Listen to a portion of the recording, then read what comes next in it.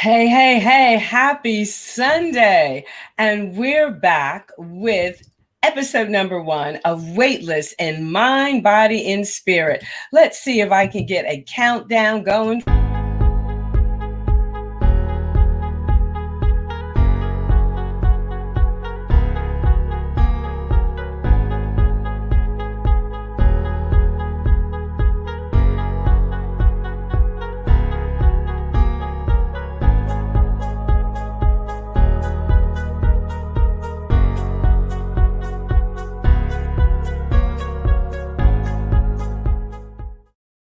All right, happy Sunday. I see we already have people joining us. I am so excited to be back on air. Let me see if I could talk this morning. And who am I? I am your host, Dr. Carol Penn, doubly board certified in family and obesity medicine, and your master movement meditation and mindset coach, 2-time best-selling author, and all-around human being evolving, trying to be the best I possibly can be. And what is this show about? Well, Weightless in Mind, Body, and Spirit. We do take a look at the science behind the relapsing remitting disease of obesity and all the organ systems that it affects. We take that functional medicine dive in. We take that restorative medicine dive in. And we also look at what it means to be weightless in mind, body, and spirit, psychologically, emotionally, spiritually, often combining the two. And today's show is so exciting, because we're looking at the very, very complex issue of diversity, equity, inclusion, and how do we all get there? What does that mean for us in mind, body, and spirit? What does it mean to human evolution? What does it mean to our parameters of health? What does it mean to our politics and government? What does it mean to you? What does it mean to me?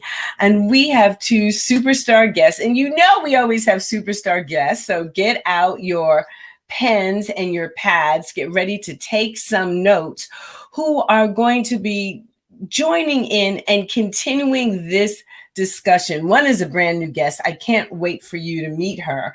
And the other one is a friend that you've been seeing over many episodes as we continue our journey as 2 of America's top doctors tackling and looking at the issue of our lifetime, which is the global pandemics, the coronavirus, racism, violence, economics, all of it. Climate change, we are looking at it, and we are doing our best to be change agents out there on the front lines. But without further ado, I'm going to do a little libation and land acknowledgement to bring us into that spiritual plane together, to call in the spirits, to call in the ancestors, to acknowledge and appreciate what and who has gone before. So I have my beautiful, beautiful plant here. And she is gorgeous, isn't she? And I want us to be more like this plant. This plant would no more think of not blooming, of not being beautiful, of not being the queen that she is, because that's her purpose in life. That is what she was designed to be. Well, we're designed to be magnificent, as my late dad would say as well. So, standing upon the shoulders of all of our ancestors, your ancestors and my ancestors, standing upon the shoulders of our teachers, all of our teachers, your teachers and my teachers, standing upon and remembering the consecrated ground of the indigenous people and the native people the world over. Here I am in New Jersey, standing on the consecrated ground of the Lenni Lenape, upon whose ground are you standing? We remember you, we thank you, and we pour the libation to open today's show.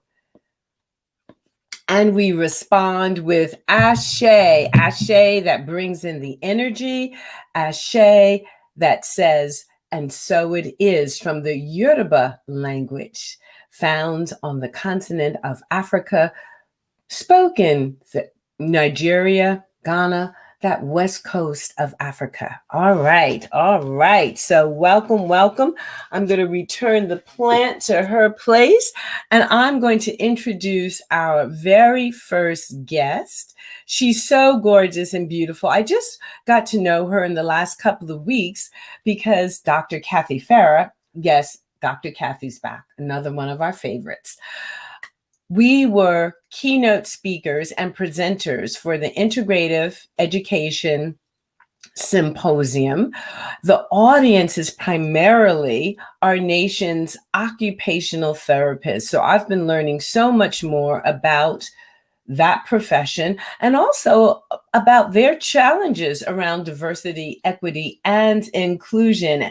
And we were very, very, very honored to present our course. So I am going to bring our first guest on, but first I got to look at my notes and my technology over here. Oh, we're so technical these days.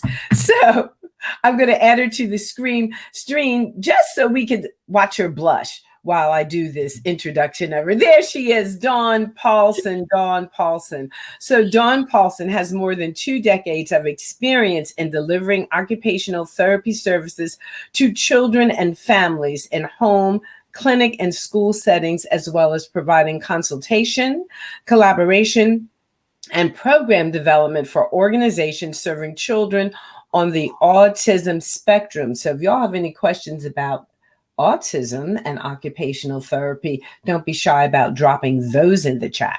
She currently serves on the leadership team of Integrative Therapy, providing exceptional therapy services to charter schools throughout the Twin Cities Metro. Integrative Education, providing high quality continuing education opportunities for clinicians worldwide, and is consultant for Ignite Child Development Services, a Minnesota and Wisconsin-based organization providing innovative programming for underserved and at-risk children. All right, well, let's give her a great big Penn Global Visions. Oh, Weightless in Mind, Body, and Spirit. Welcome. Good morning and happy Sunday. Thank you for getting up so early. It's an hour earlier where you are. So, and is the weather freezing cold there? Actually, today it's starting to warm up in Minnesota. Today is supposed to be 60 degrees. So we are very excited about that. And what better day to wake up early on than a day that we are going to reach 60 degrees. I have the whole day ahead of me to enjoy that outdoor weather. So yeah. Something's wrong here. It's 25 in New Jersey. What? Oh, it's cold. Yes. And now let's go ahead and bring our friend on, our superstar friend, Dr. Kathy Farah. You all know Dr. Kathy. You remember Dr. Kathy. And we are so excited. There she is, the beautiful Kathy Farah. We are here, and you know that she is an integrative super doc, family med board certified. She is on faculty. She's senior faculty with the Center for Mind Body Medicine, and she is just about all things changing. She is the chief visionary officer for her company, Wiser Medicine, and she too is based in Wisconsin. Now, for both of you this morning, just in case our audience has forgotten, there's something big getting ready to happen this week in Wisconsin. So could you just remind us all of what that is and really what has just brought us all together and why we feel it's so compelling at this time to continue this conversation around diversity, equity, and inclusion. So, Dawn, if you want to let's bring us into the conversation. Well, good morning. And I think Kathy is probably a better one to answer this particular question because she has been downtown Minneapolis and has firsthand seen the boarded up storefronts. But the trial is starting. Maybe we should just say it isn't Wisconsin, it's Minnesota. True. Yes, it is in Minnesota, in downtown Minnesota, and the trial is starting soon for the officers involved. in the murder of George Floyd. And Kathy, I don't know if you want to talk a little bit about what you have seen this week. Well, I was in Minneapolis on Wednesday, and I just noticed, and also just even watching the news, even though I live in Wisconsin, I'm a border person, so I spend some time in Minneapolis as well. And certainly even, on the news, as, they're deciding, they're going to be choosing juries, and just you can just feel the energy that is rising in the city, and starting to they have been putting fences around public buildings, etc., really preparing for what might happen no matter what the verdict is, and just really feeling that. And for me, I know, and I think others, it brings me back to the killing of George Floyd, and really bringing a bigger light, a light again to really what the history of our country is and current history is. Absolutely. And let me just see, I'm going to welcome a couple of people who got up early with us. So good morning, Victoria. There we go. And good morning, Sharon. Good morning, Rebecca. Good morning, Patrick. Good morning, Patricia. Good morning, Christina. Yes. Oh, and so it's like someone said, oh, Dawn, you know about sensory integration therapy? Excellent. Yes. So we have many just knowledgeable people that are a part of this audience. And so Rebecca is one of our nation's top therapists. So there's DM and there's Martha. Yes. So prayers for this new season, Dr. Carol Penn and your ventures. Hey, good morning, Christine. So we are awake. We are in the house. Good morning, Dr. Tanya. So we have a wonderful audience that's here with us already this morning. So one of the things that I would like you, Dawn, just tell people a little bit about integrative education, because I don't know that this audience outside of Victoria really would know about integrative education and about occupational therapy or your Association for Occupational Therapy as well. Yeah, so integrative education started actually as a different organization many years ago. My whole career as an occupational therapist, it was the PDP initially symposium that served as kind of our annual networking and continuing education weekend, long weekend. It was a place that you could count on for really high quality continuing education, especially pertaining to the pediatric population. Throughout the years, that kind of evolved and changed. And about 3 years ago, the person who put it on was kind of winding down, and we at Integrative Education heard that it might not be happening anymore. And for something that had been so beloved to us, this annual gathering of friends and also gathering of really esteemed clinicians, providing this education. Heather, who owns Integrative Education, said, I wonder, could we take it on? Could we continue this legacy that had been started by Eileen Rector? And so we kind of, she pulled a team of us together, and we did the first one with Eileen's mentorship, and it turned out great. We had some great attendance, and people were thankful that it was continuing. And so we've done it now 2 times in person, and then this year, of course, we had the opportunity to figure out how to do it virtually.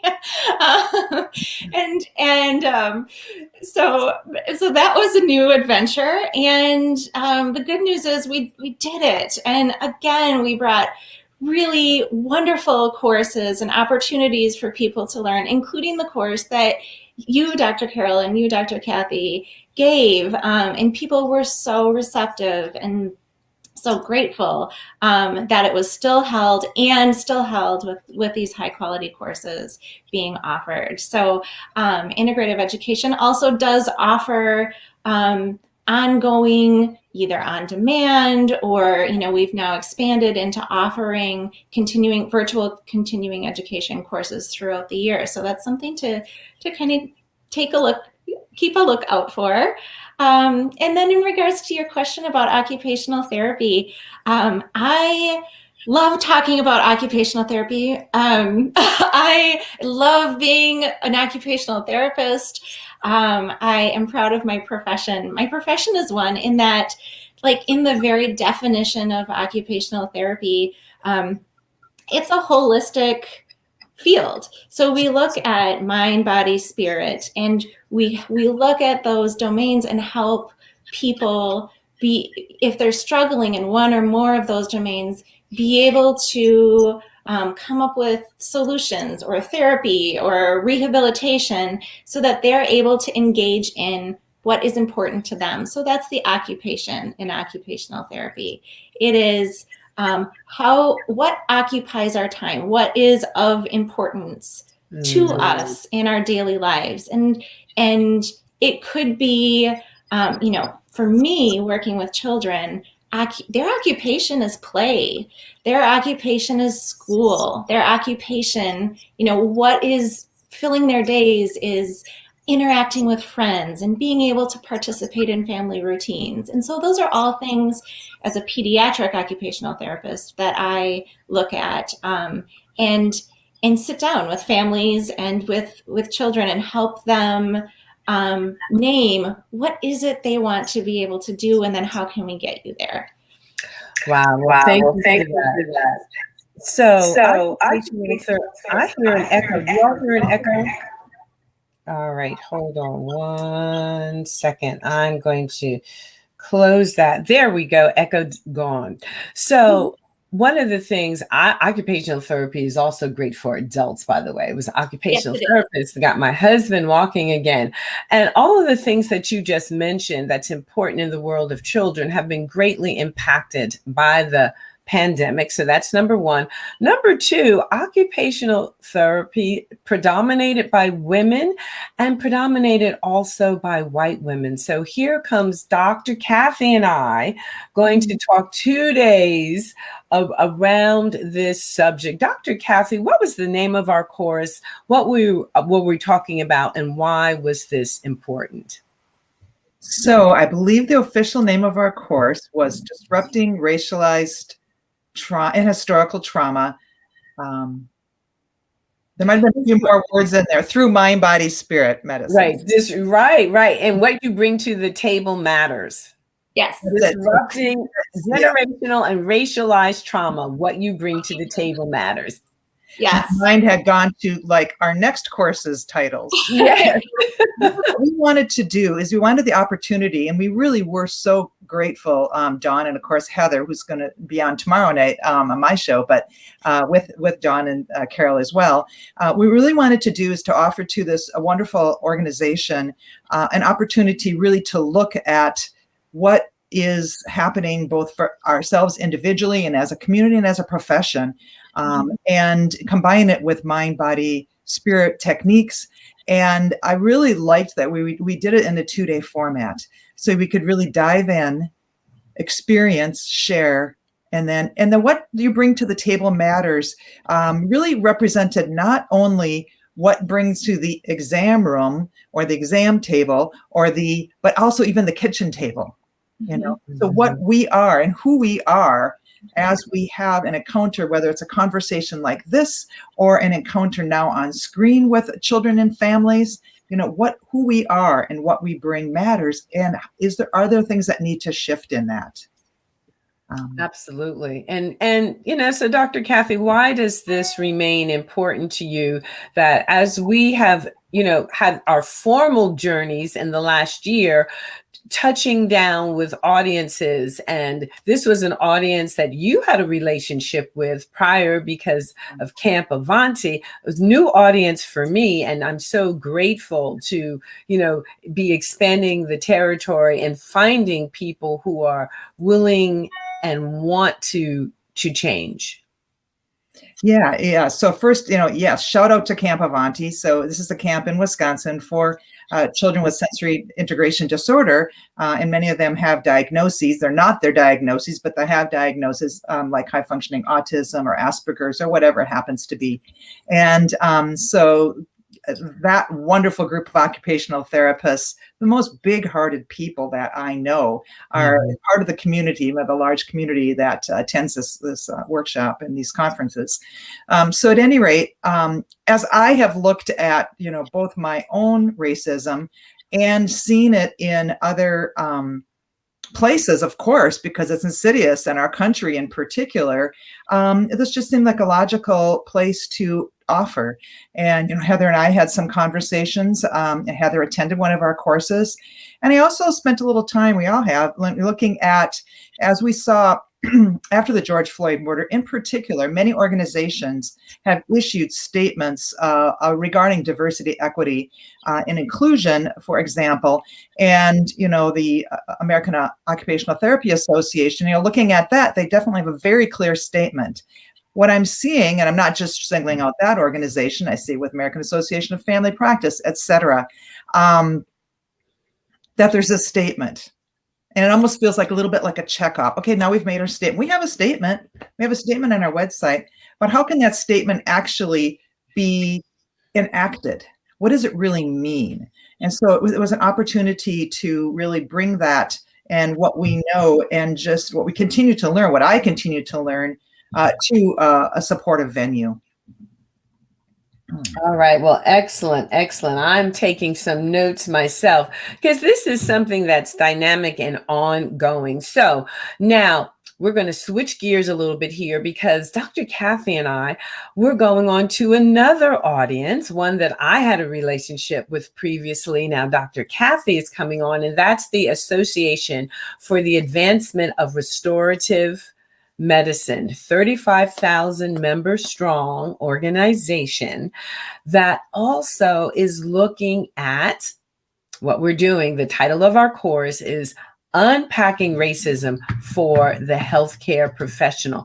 And I am going to put the website information up there because it's a course that you can register in, and it's 2 for 1. It's CME, CEU, so you could get your continuing education credits by participation, as you could with the Integrative Education Symposium. So even more reason to make the investment. But I say the reason to make the investment is the life that you're saving is your own, as well as our planet's, because they're all so interconnected. So here we go. Dr. Kathy and I are doctors. Dawn is an occupational therapist. So what's the umbrella? We're healthcare professionals. So Martin Luther King once said, of all the forms of inequality, injustice in health is the most shocking and inhumane. So I've been working on this little bit of a thesis, and I'm going to put this out there, and we're going to dive in, looking at dismantling racism through the lens of structural racism versus individual racism. I believe that the lens of racism is so uncomfortable and disquieting. People feel compelled to turn away from the soul-sucking, almost fundamentally unsolvable infectoid of racism. I'm concerned if people who are working in the diversity, equity, and inequality arena keep going down the path of asking individuals to account for their racism, white privilege, etc. We might not get any closer to ending it than we have over the past 400 years.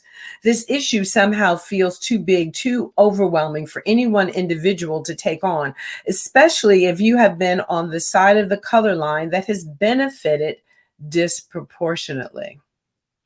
It is so insidious that an individual nervous system simply seems to short circuit rather than expand in a way that allows for integration of the information within the confines of any one being or psyche. In her book, The Sum of Us, What Racism Costs Everyone and How We Can Prosper Together, author Heather McGhee asked the following question. It is progressive economic conventional wisdom that racism accelerates inequality for communities of color. But what if racism is actually driving inequality for everyone? What if you have an answer to that question, go ahead and drop it in the chat. So, Dr. Kathy or Dawn, do you want to jump in on that concept, that idea? What if racism is actually driving inequality for everyone?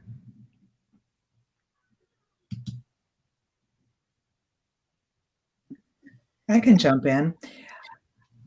I'm still back a little bit, and I read your words again earlier this morning or earlier today. The value of you starting an hour later, Dr. Carol, and I'm still struck, and every time I hear it, the fact that healthcare itself is a cause of trauma, so to speak, a cause of inequality is very. I know it, and it still hurts me because I feel like, wow, that's not why I went into medicine. I went into medicine to help people, right? And to really see and feel that fundamental inequality in how people might be treated, in the exam room or the emergency room. And I know that because I read the studies, and yet there's still, so I think this is another example of how just right here now in real time, I have to own that. And I find myself breathing a little bit. And so I'm just aware of that and aware of that. That's really how we use, the mind-body medicine. So I think it's a really interesting concept. And I think that it is an important concept that it can be harming all of us. And I feel like this is it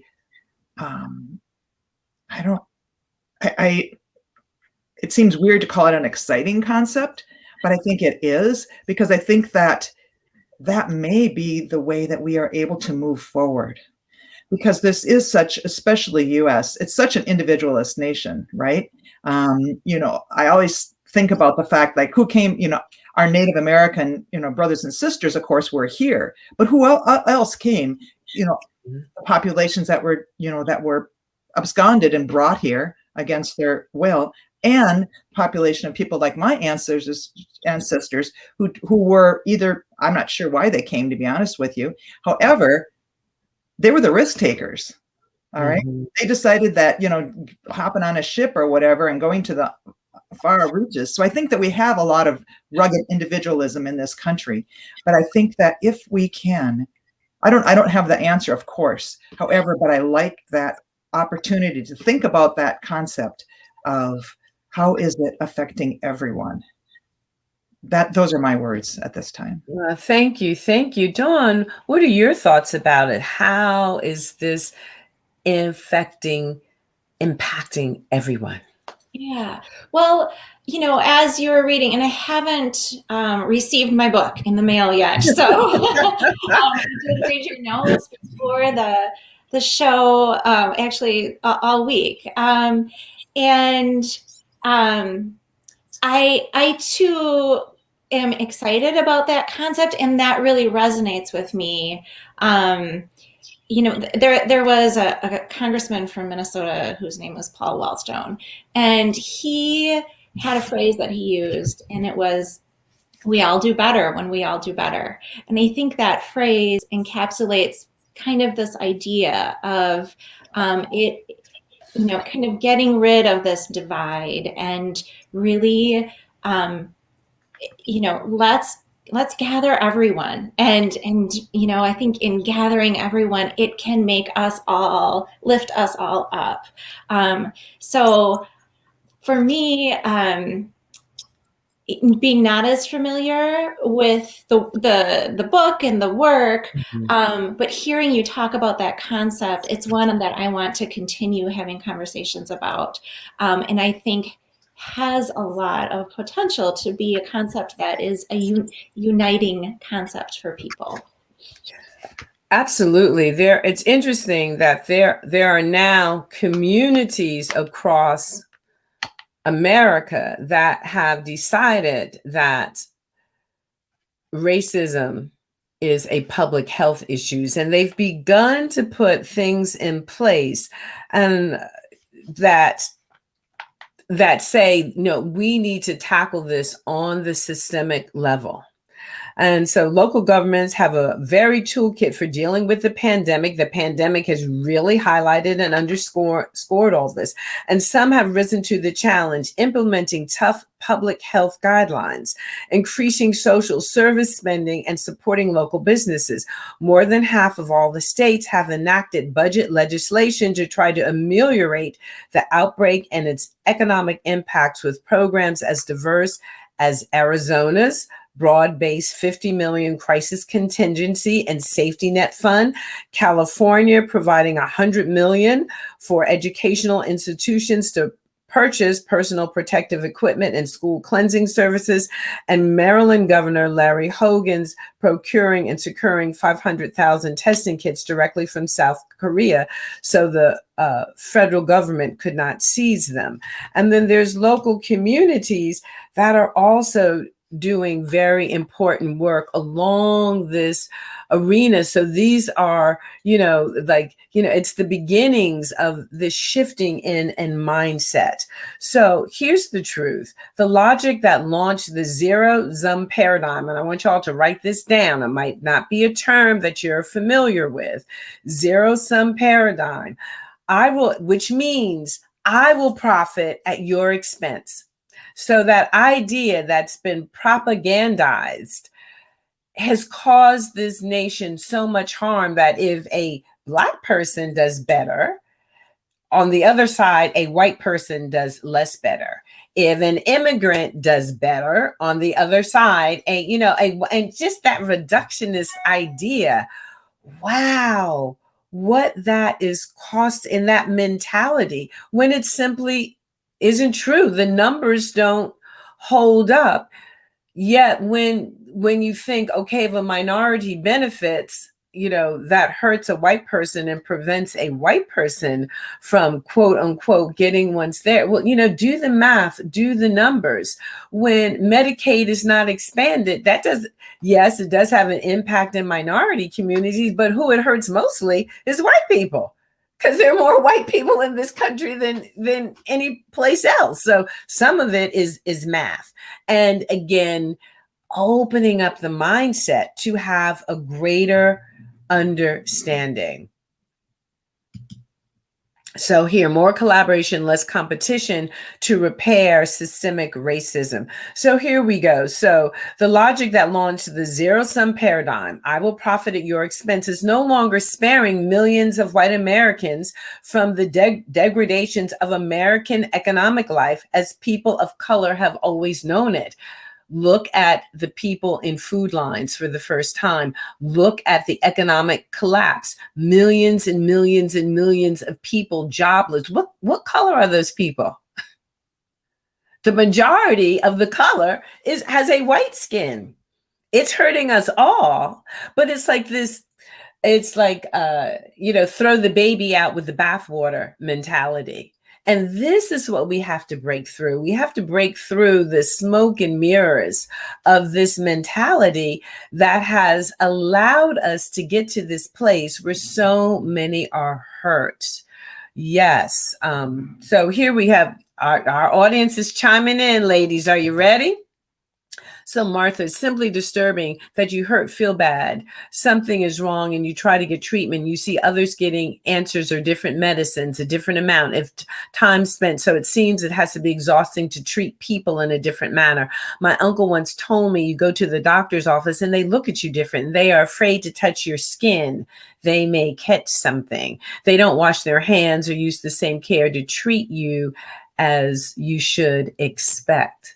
So that perspective from an African-American woman with that lived experience. Victoria, the bottom line of racism, to my understanding, is rooted in one's upbringing. We can enact all the laws and bills, etc. they want, but until a person is aware and accepts their stereotypical mindset, implicit bias. Complicity and then willing to change racism is going to be a problem.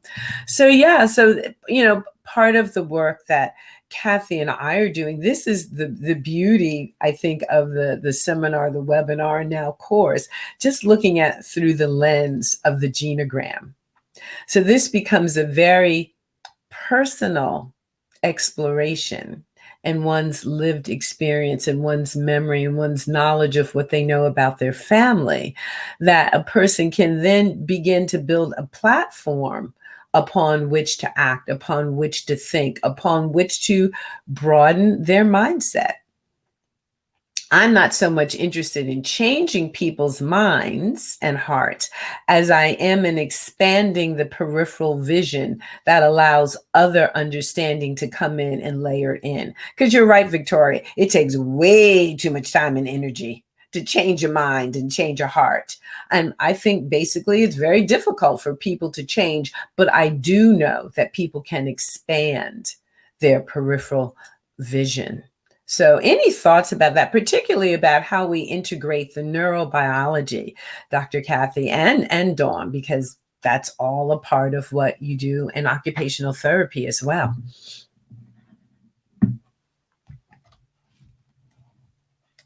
Well, I just wanted to back up and say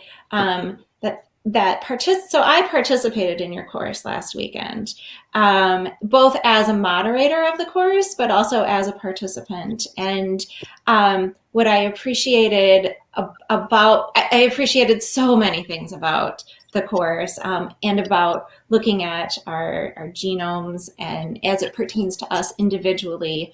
And like you said, laying the foundation for then what are we bringing to the table? What are we ourselves walking out into the world with? But two of the main takeaways I had from your course were like this idea of asking better questions. And so and for me, that meant continually asking questions. Why this? Why? How did this system end up this way? Where does this come from? And then in that, the answer, as we pull back the curtain, I'm having this image of like the Wizard of Oz, and pulling back the curtain and really seeing how things are made. And with that pulling back the curtain, once it's revealed, then we can start the hard work of healing. And so I think your original question maybe had to do with neurobiology, and I'll let Dr. Kathy talk about that.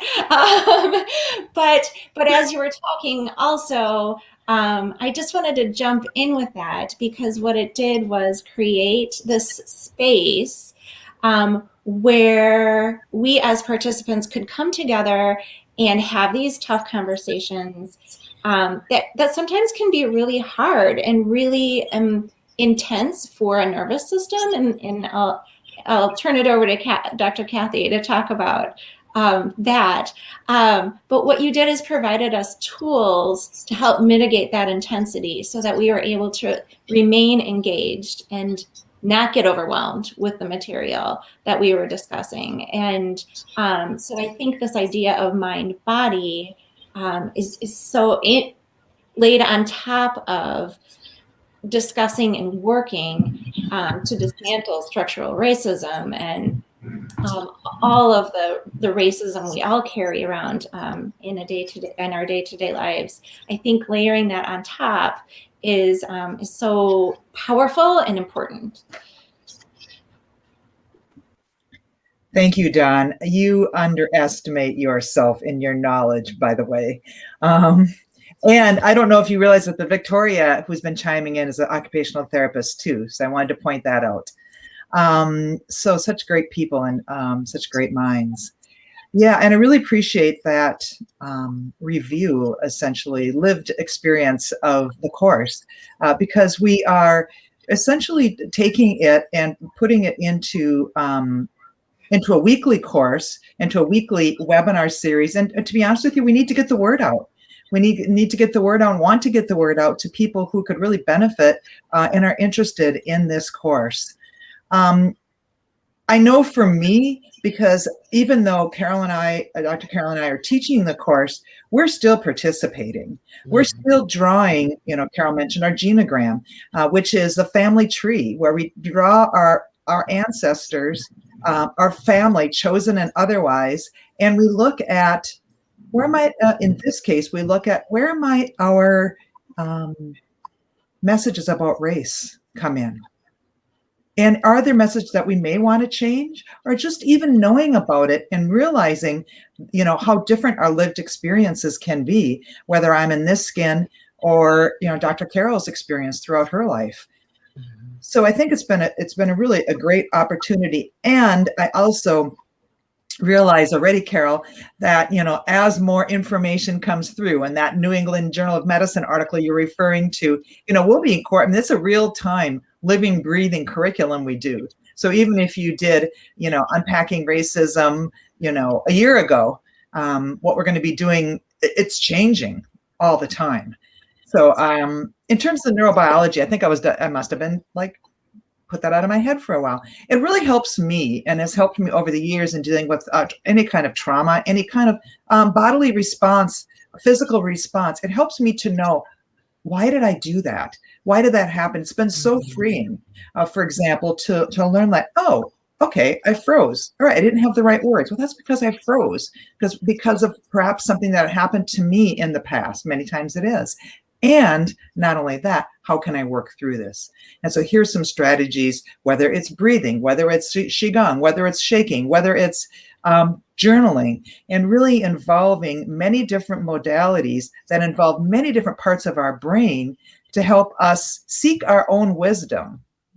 So it's not just me yakking at you or Dr. Carol with her beautiful words. It's really discovering for yourself, because that's really how the knowledge happens and how the change happens. We can, it's like teaching our children. You can say the same thing over and over again, but until they have the lived experience, that's when the learning happens. Yeah. And I'll chime in there too. I've taken coursework and am certified in something called sensory motor psychotherapy. And the idea behind that is that trauma or any, big T trauma or little t trauma lives in our bodies. And that's now being shown to be true.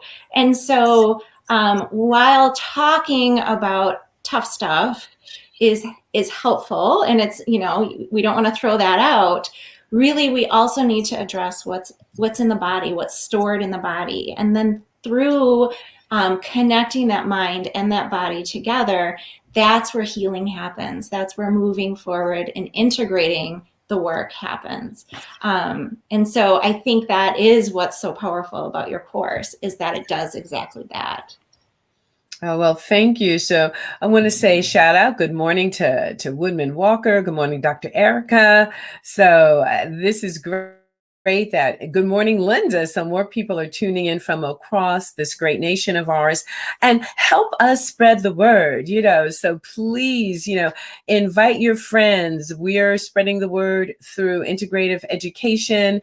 If you know somebody that should be in this course, we need your help. It's like, Kathy and I, we're just two people, and we're doing what we can do, and we need your help. We need your help for people to understand, again, wherever you are and whatever your position is. I'm not asking you to shift from that position, whether I agree with it or not, but I'm asking you to take a look at this, to consider.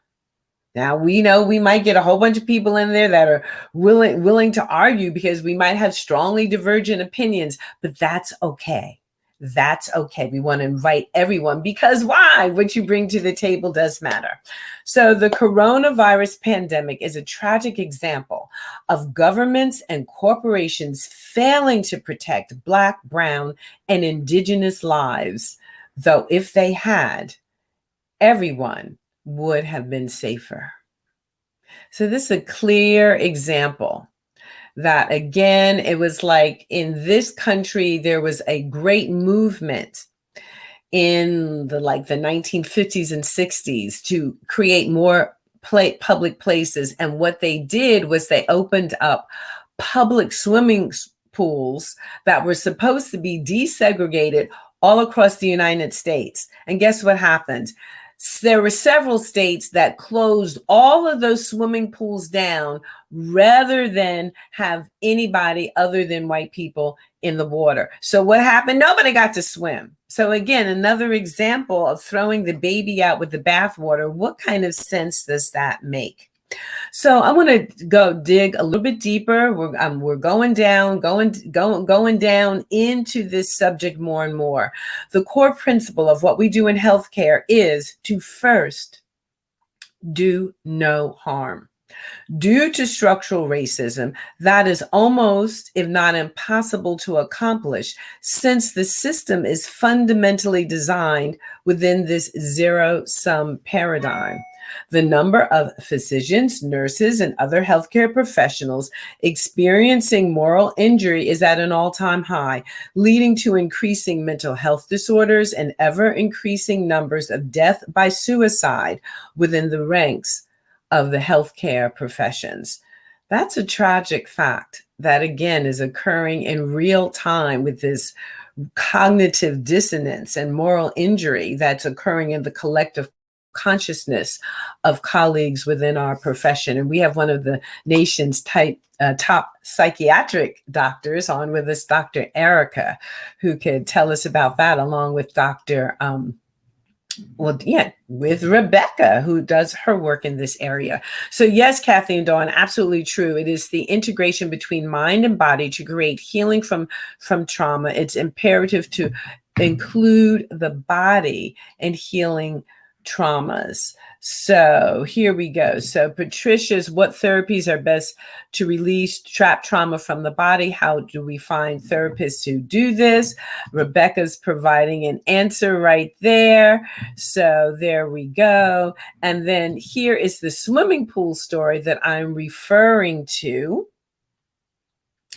where you can find out about, again, that let's throw the baby out with the bathwater type of mentality that caused, hundreds and hundreds of these public parks to be closed down. Yep, and you can find great therapists on psychologytoday.com.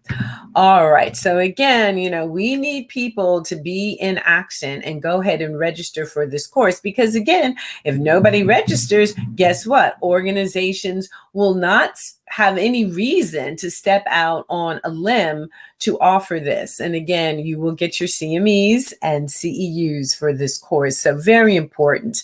So the New England Journal, I'm just getting to the New England Journal of Medicine article, and author Zinzi D. Bailey et al. The name of the article is How Structural Racism Works, Racist Policies as a Root Cause of the U.S. Racial Health Inequities. Posits the thesis that as a legacy of African enslavement, structural racism affects both population and individual health in three interrelated domains. Number one, put this in the chat, redlining and racialized residential segregation, because this is y'all's homework. It's y'all's homework, because you can go and you can look it up and read it for yourself and come to your own process here. Number two, mass incarceration and police violence. And number three, unequal medical care. These examples, among others, share certain cardinal features. Harms are historically grounded, involve multiple institutions, and rely on racist cultural tropes. So your homework would be to read the article. It's available on the internet. The New England Journal of Medicine, December 20th, 2020, How Structural Racism Works, Racist Policies as a Root Cause of the U.S. Racial Health Inequities. So your homework would be to read the article and look at the racial composition of your own neighborhood. So this is one, redlining and racialized residential segregation. So look at the racial composition of your own neighborhood, your property taxes, and what services you have access to in your neighborhood. And ask yourself, how did this come to be? Do you know what the homeowners loan corporation is? Do you know what the homeowners loan corporation is and how it came to be and how it impacts you? It was in place for many of our lifetimes, certainly for Kathy and I being the more mature people. While you were growing up, were you ever told that there was a bad side of town? If so, what was this based on and why? Literally the other side of the tracks. Oh, don't go over there. That's not a very safe side of town. Any of you ever hear any of those words? Go ahead and drop it in the chat if that sounds familiar to you. Then if you're not familiar with redlining, I want you to look it up. That's your responsibility to take that on and find out these things that are impacting you each and every day, and you might not know that you're being subject to. So Victoria has a comment. Racism comes from people who still have the slave era mentality. When people of color, especially African Americans, were left voiceless by being portrayed to be less than human, that mentality has been transferred from generation to generation. But more people are becoming aware, and openly talking more about race relations, and racism. The question is, how can we get more people to take note of their actions and beliefs ingrained into them to make the shift? Powerful. It's a great question. So, and thank you, DM, the producer of the show, who's just on it this morning. There is where you can go get your own copies very easily. It's out there on the internet about the New England Journal of Medicine, which is considered one of the top medical journals, not only in the United States, but globally as well. So take a look, take a screenshot. That's your homework. Martha, are all professional persons willing that they are part of the issue of racism? Are the corporations? They have contracts which allow them to speak without their lawyers. How far are ethics going to come into play? All these are great questions, Martha. Great questions.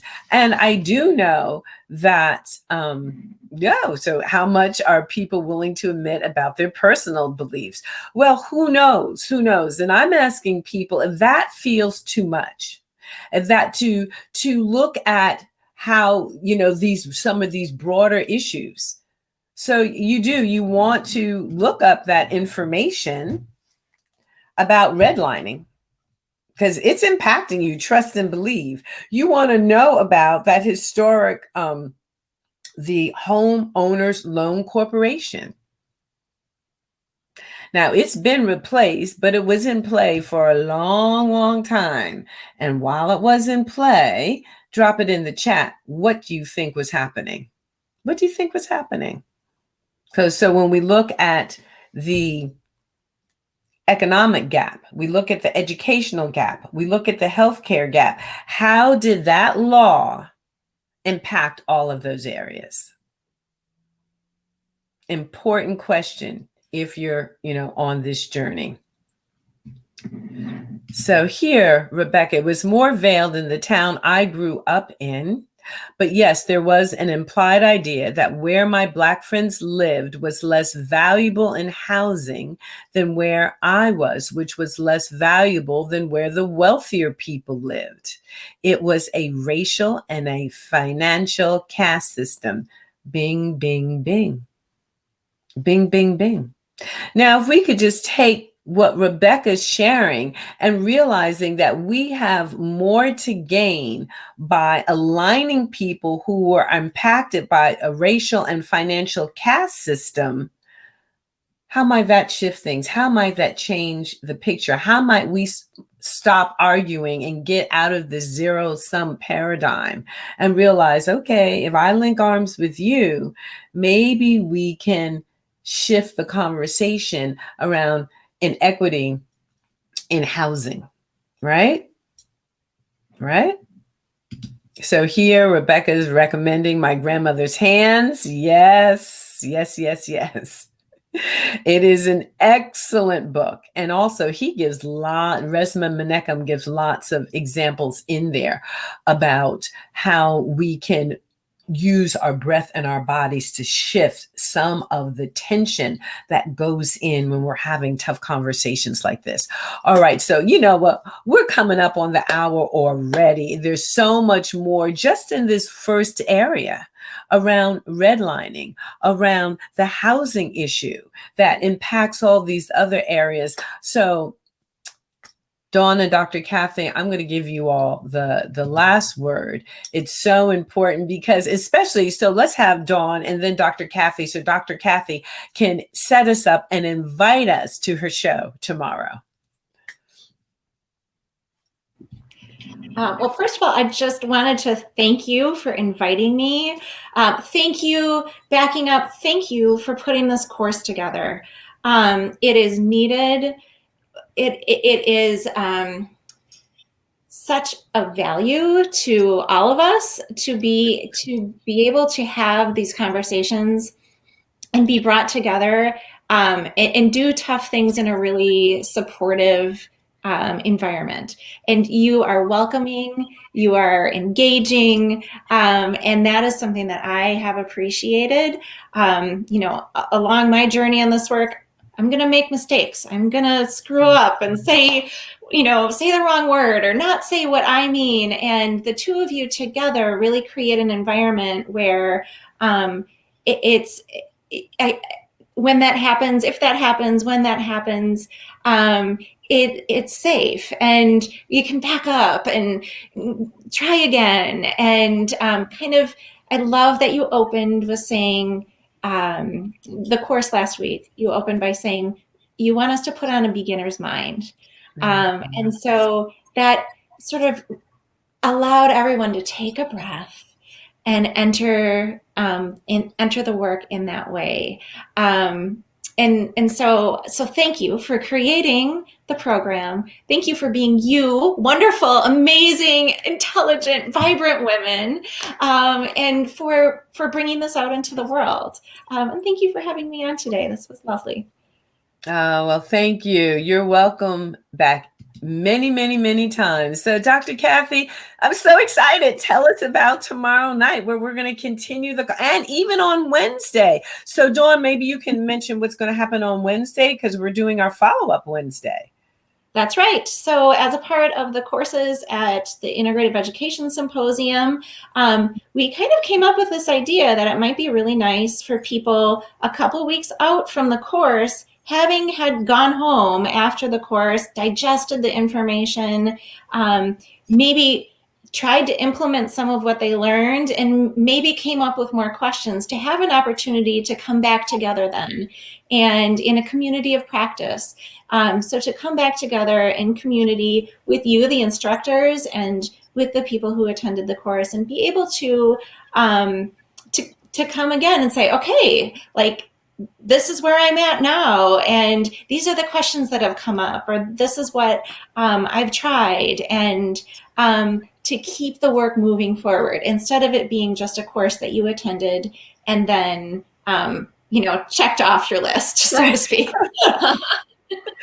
Excellent. Dr. Kathy? Yeah, so it's not just a check off, it's a work in progress all the time. And so that's why we like building on it. We like having these conversations.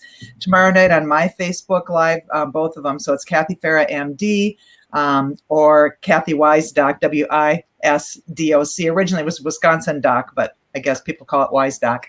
So at 7 p.m. Central, so 8 p.m. your time. We're going to continue this conversation. We're also going to have Heather Schmidt on, the founder of the Integrative Education Symposium, to talk more about this and to expand the conversation in the areas that Dr. Carroll had talked about.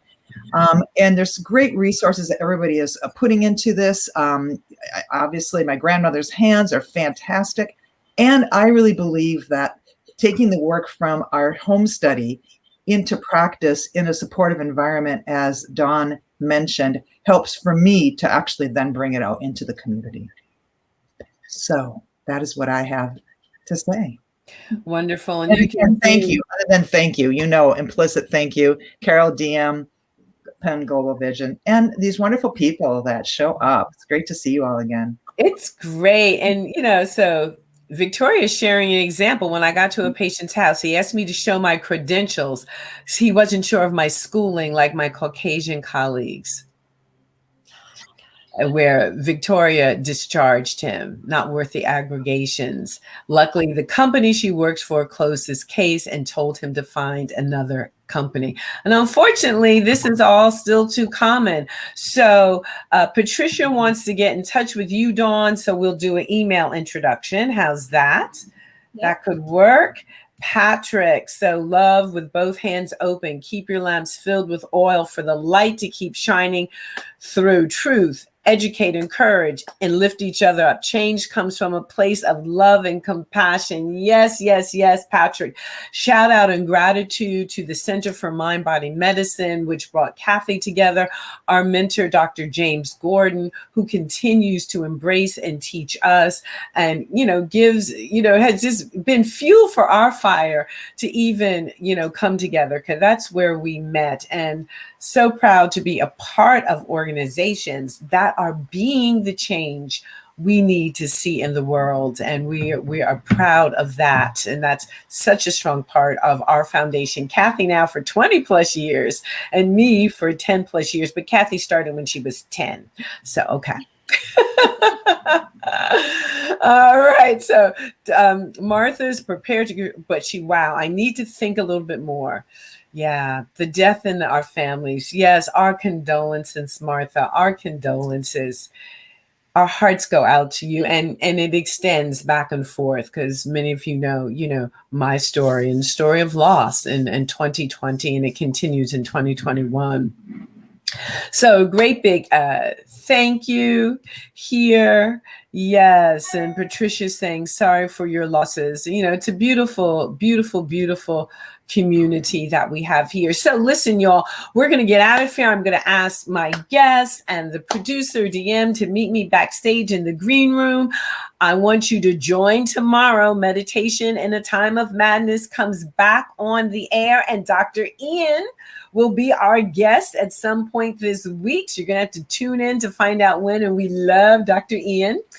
And also remember, this show is also a podcast. You can subscribe and listen to wherever you listen to your podcast. You can always find me on a discovery call, and I will see you next Sunday. We have the exciting season prepared for you this week. I'm not going to drop a whole lot of information in the chat, because I want you all to show up tomorrow on Dr. Kathy's show, where we're going to continue this discussion. And Martha, I know you'll be doing some thinking, and you'll be able to drop your thoughts in the chat with Dr. Kathy. Yay. Hey, Dr. Kwame, big shout out.